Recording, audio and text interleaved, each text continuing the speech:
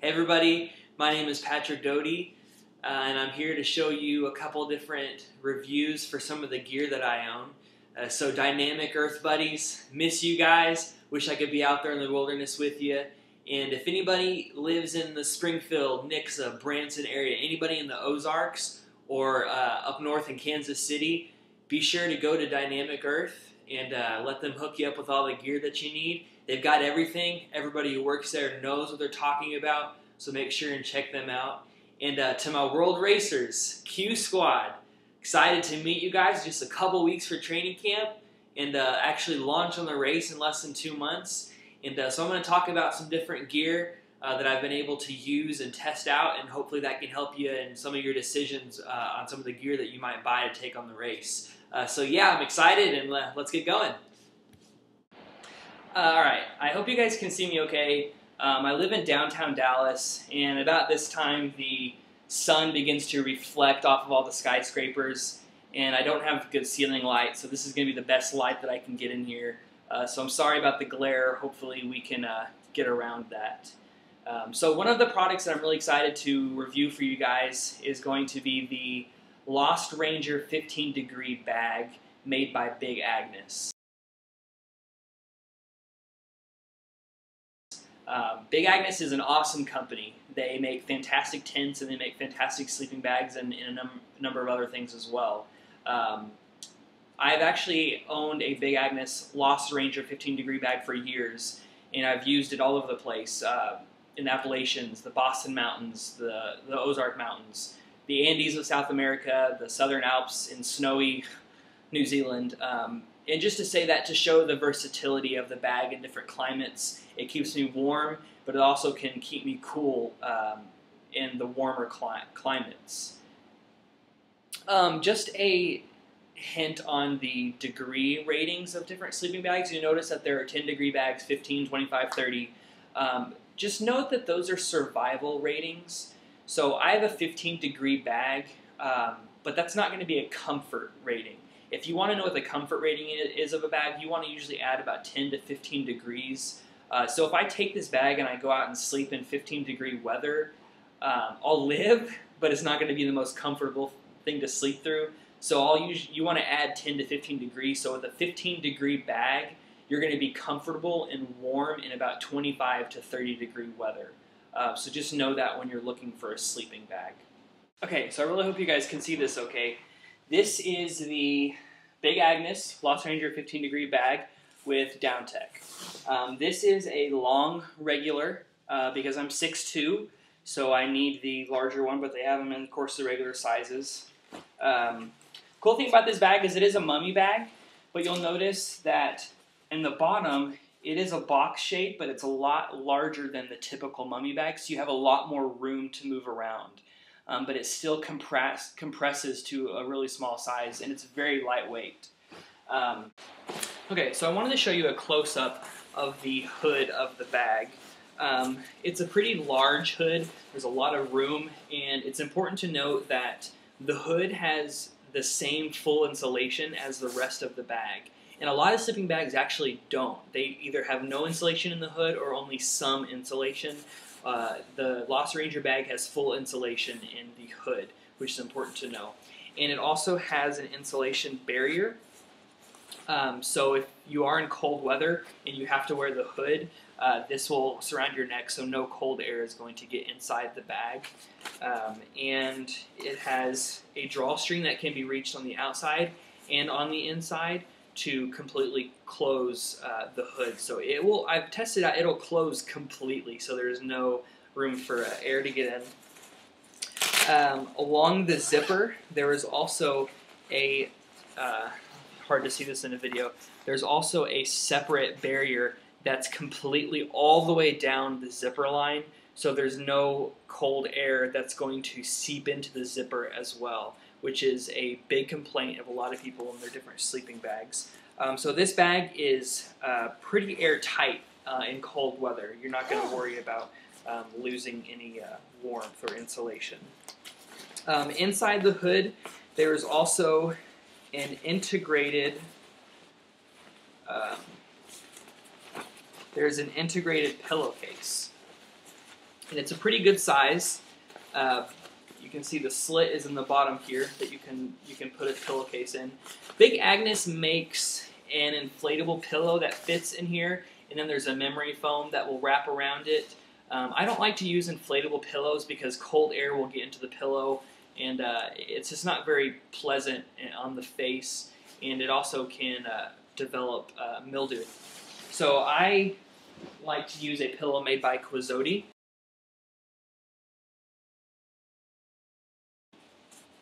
This is filled with down, and they also have, it's filled with goose down, sorry, but they also do make it with synthetic down.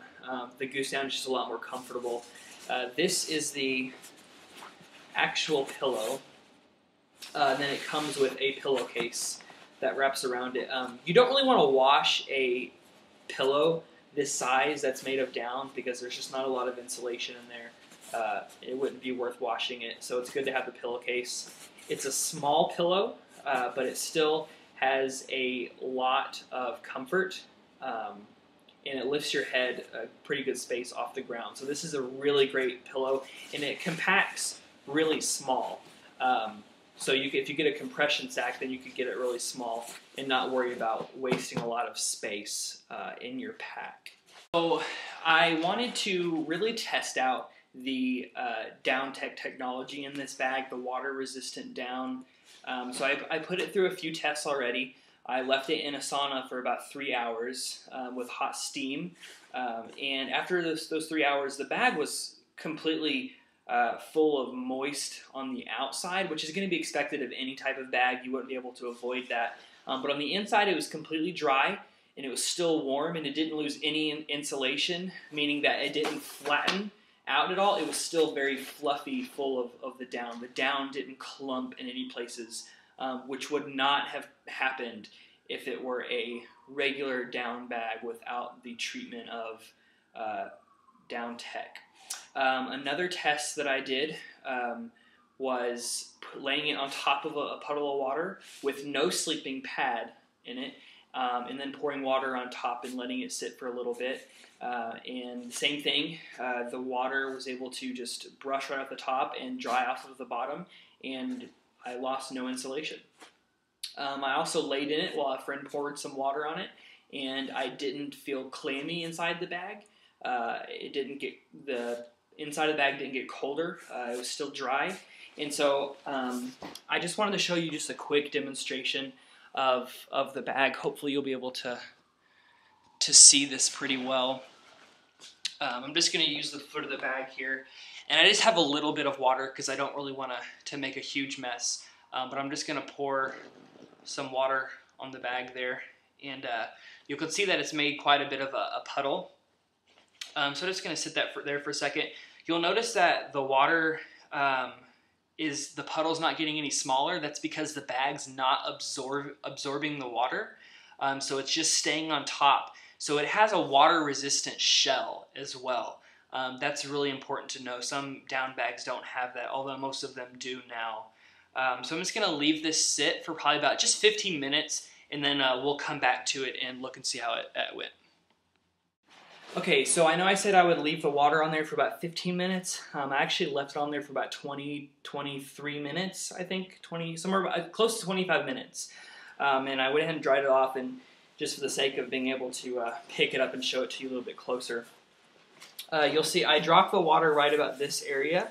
It had a puddle, and there was some sprinkled water around. And you can see that there's no stain, there's no water stains, meaning that the water was not absorbed into the fabric, and it still has its insulation in here. There's no clamps, and it's completely dry on the inside, meaning that it really is water resistant. Now, I was going to do a third test of putting this in the stuff sack and completely submerging it underwater. I would, if you do completely have it submerged in water, or if it gets soaking wet, you will still have to hang it out to dry. I'm not able to do that test right now because our weather's been pretty bad and it's been raining, so it's not going to be warm enough outside for me to hang it to dry. But I do know that water is not affecting the down insulation in this bag, which would not be the case with a regular down-filled bag. So this definitely lives up to its water-resistant technology called DownTech. So if you want the warmth and the comfort and the lightweight and the compressibility of a down bag and not have to worry about getting it wet, then a bag with DownTech is definitely the way to go. I would recommend a DownTech bag through Big Agnes, but there are also other companies like Sierra Design who has dry down technology, which is the same thing. I just prefer Big Agnes because they have great customer service and their bags have just been really awesome. One thing that I don't remember if I showed you, there is a slit in the back of this bag. Big Agnes, their sleeping bags, they do not make insulation on the bottom. So there's no insulation on the bottom of the bag because they're meant to be slept with a sleeping pad. So there's a slot on the back here that you open up, and you can slide a sleeping pad into. And it's about 20 inches wide. So I have on handy here a Thermarest sleeping pad. It's a trail regular, so it's 20 inches wide, and it's about an inch. Actually, this is probably like a ½ inch thick, which doesn't give you a lot of comfort. I think you can still get up to 2 inches or 2.5 inches of a Thermarest, or any sleeping pad that is still 20 inches wide that will fit in the back of the bag. Okay, so I went ahead and took the Thermarest ½ inch sleeping pad and inserted it into the slit in the back of the Lost Ranger bag. Like I said before, you can use a sleeping pad that's however thick. I think the best is going to be 2 inches, 2.5 inches, but it can only be 20 inches wide to fit into the back of the sleeping bag.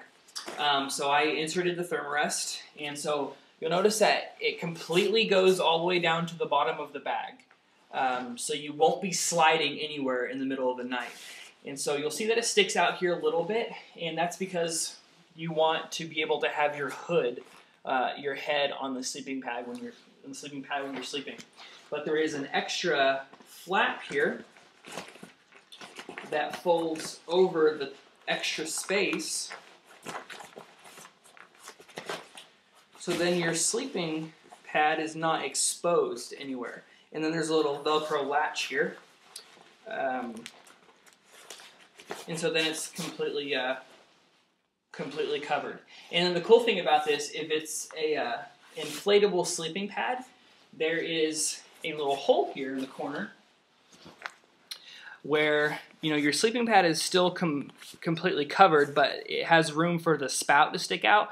So if you do have a pad that kind of loses some air in the middle of the night, then you'll have your nozzle right next to your hood, so you can just quickly blow some air into it without having to pull the entire pad out, which is really nice. With any down bag, whether it's just regular down or if it's the water-resistant DownTech down, they're going to have a compression sack, or they might call it a dry sack. I guess it's technically not a compression sack. The trick with down bags, you don't have to roll them up, which is really nice. You just take the footing, the very bottom of the bag, and you just begin to stuff it inside the sack, and it'll continue to get smaller and smaller and smaller. One thing you do not want to do is start stuffing the bag with the hood, because then you're going to create a pocket of air that's not going to be able to fully compress it to its potential inside the stuff sack. Now, over a long period of time, you do not want to leave any down bag inside the compression sack or the dry sack, ever. If you can avoid it, do not store your bag in this. The ideal place to store it is going to be in a mesh sack like this. This is also from Big Agnes. And so it's a lot larger, and so when you put the sleeping bag in here, it's got a lot of room to breathe. And the reason for doing this is so that you allow the insulation to just be fully formed, because when you have it in this small compression sack or dry sack, then the insulation is tightened, and if you keep it that way for a long time, then it's gonna take some work to get the insulation to be fully formed again. So now I kind of want to talk a little bit about the sleeping pad. That one is not going to bring you a lot of comfort, especially on the world race, where it's very possible that we'll be sleeping on a concrete floor in a house somewhere. or possibly outside or whatever. It's just not a very thick bag, thick pad. So there's a couple different types too. The Thermarest in there was a self-inflating. Then there are the self-inflating with foam inside. So this is an REI sleeping pad, and it's 3 inches thick. And so it's not inflated right now, but you'll notice that it's still thick, and that's because there's foam inside, which makes it very comfortable. However, it's very heavy, and it does not compress to a small size. If you're willing to strap this on the outside of your pack, then this is a very comfortable sleeping pad. Any of them that are inflatable with foam inside are going to be extremely comfortable, but they're just not very compact and they're not very lightweight.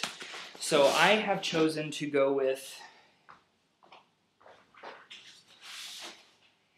a sleeping pad made by Exped. This is the Exped SynMat 7. So you'll see this compacts very small, and this is a 3-inch sleeping pad, so it's very, very thick, and it has an integrated built-in pump, meaning that you pump it with your hands.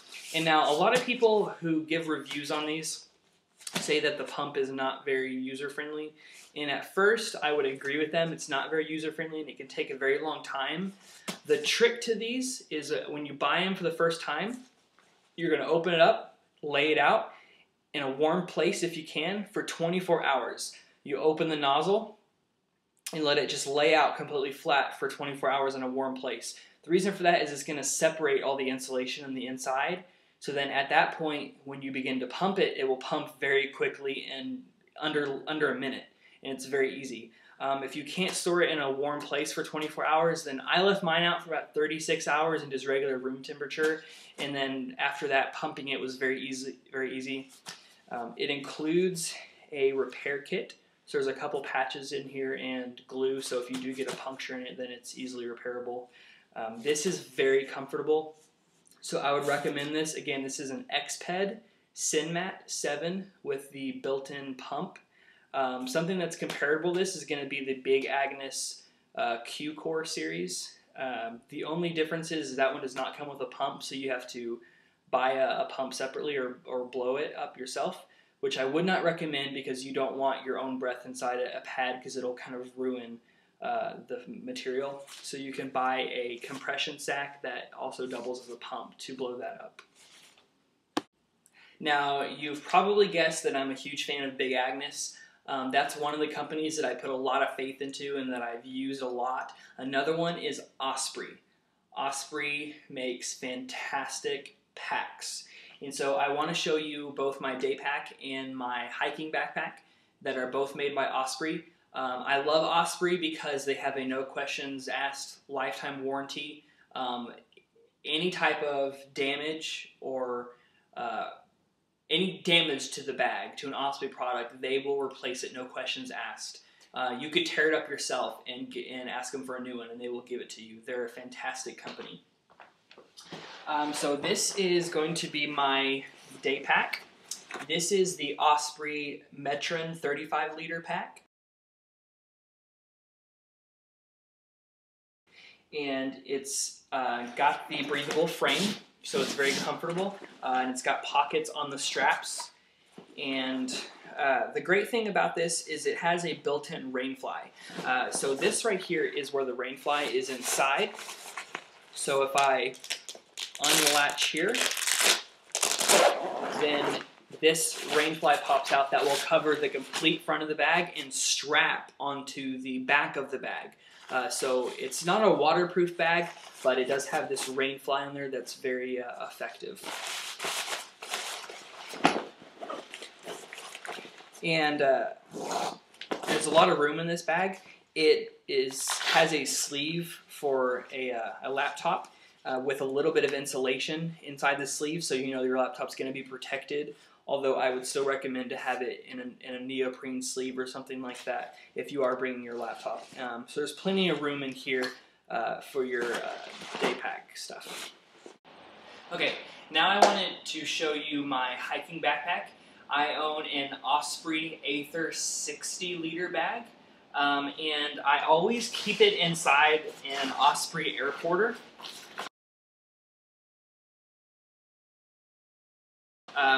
These are a must when you're traveling.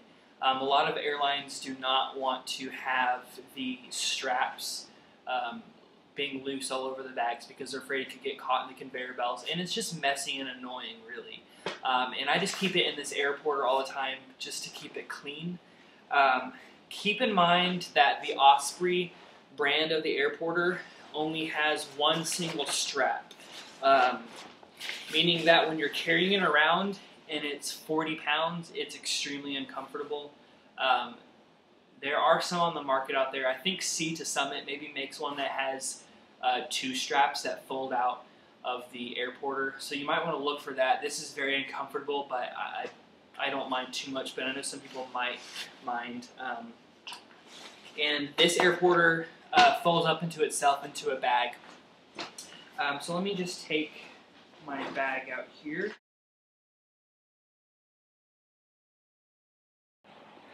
What drew me first to an Osprey pack was, of course, the lifetime warranty, and then also they have something called an isoform. So with your hip belt, what they'll actually do is they will take these hip belt off the pack, and they will put it into an oven for about 30 minutes, get it real nice and hot, and then you'll wear it for about 10 minutes so it forms to your hips and the couture of your body, so it fits really nice and it holds the weight off of your back. If it's worn properly and your hips are in place, then there'll be no space. There will be space between the pack and your back, meaning that you're not putting a lot of strain on your back. So this is a really great pack. I would highly recommend it. It's a lot of room. The top detaches as a small day pack, but it's more like a fanny pack, really. Let me just caution you. I know it's really tempting to get a 70, 75, even an 80 liter pack, but I would really recommend to not go above 60 or 65 liters. You've probably heard it said that you will fill your pack. If you have 70 liters, you will fill it. And you're probably thinking, oh no, I'll be able to manage it. You will fill your pack. I promise you, it's a disaster for everybody who gets a pack that's too large. Another reason is that a lot of airlines, you can only have 40 pounds. Some are even 35. And so just keep that in mind. And also, with your day pack, some airlines will weigh those as well. I had the unfortunate circumstance of flying from New Zealand to Rarotonga, and they weighed my day pack, which was 7 kilos over, and I had to pay a $100 fine. So just keep in mind to keep your weight as low as possible, and be careful to get too big of a hiking backpack because you will fill it. So I'd recommend somewhere around a 60 to 65 liter for 11 months, which is how long the World Race is. I don't really think I have any other gear that I'd really like to talk about. If you have any questions, feel free to let me know. I'd love to expound on some more detail that maybe I missed or you're more curious about. I have some more gear that I could show you. I've got some mess kit items from Light My Fire. That's a great brand to look for your like sporks and your mess kit items. My headlamp is from Bass Pro Shops. They make great headlamps. They also make really great waterproof great water shoes and hiking boots, so you could check them out for things. But yeah, if you guys have any questions, feel free to let me know. Hopefully this has been helpful for you, answer some questions that you have. And I can't wait to see you guys in training camp, you World Racers. And for my Dynamic Earth friends and my Missouri friends, jealous of you guys being in the wilderness hiking all over the place. I know it's the time of year for this. So hopefully some of these reviews will help you. Go out to Dynamic Earth and get this gear. These guys are awesome. So hopefully, guys, this is helpful for you. Go in peace to love and serve the Lord.